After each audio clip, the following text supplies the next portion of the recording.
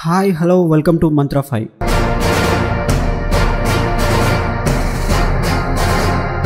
నల్గొండ జిల్లా మిర్యాలగూడ పోరుగడ్డ నుంచి కేసీఆర్ పోరుబాట పేరుతో బస్సు యాత్రను మొదలుపెట్టారు. పార్లమెంట్ ఎన్నికల్లో అత్యధిక స్థానాలు గెలిపే లక్ష్యంగా కేసీఆర్ బస్సు యాత్రను చేపట్టారు. రేవంత్ ప్రభుత్వాన్ని టార్గెట్గా చేసుకొని బస్సు యాత్రలో కేసీఆర్ విమర్శల దాడిని కొనసాగించారు. ప్రధానంగా అసెంబ్లీ ఎన్నికల్లో ఇచ్చిన హామీలు అమలుపై రేవంత్ ప్రభుత్వాన్ని బీఆర్ఎస్ నిలదీస్తుంది.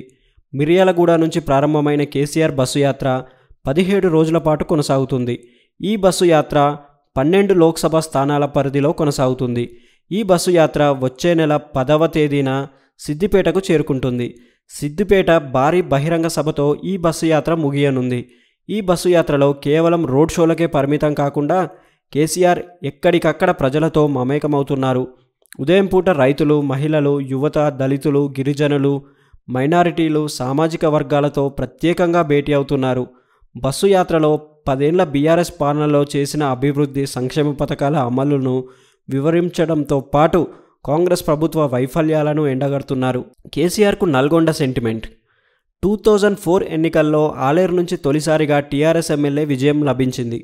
2008లో నల్గొండ వేదికగా కేంద్రంపై ఒత్తిడి కోసం ఎంపీగా ఉన్న కేసీఆర్తో పాటు ఎంపీలు, ఎమ్మెల్యేలు తమ పదవులకు రాజీనామా చేసి ఎన్జీ కళాశాల వేదికగా ప్రొఫెసర్ జయశంకర్ రాజీనామా పత్రాలు అందించారు.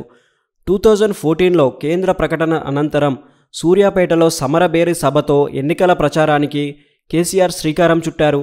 ఇటీవల ఎమ్మెల్యేగా ప్రమాణ స్వీకారం చేసిన కేసీఆర్ తుంటి ఎముక శస్త్రచికిత్స తర్వాత తొలిసారిగా నల్గొండలో జరిగిన బహిరంగ సభకు హాజరయ్యారు.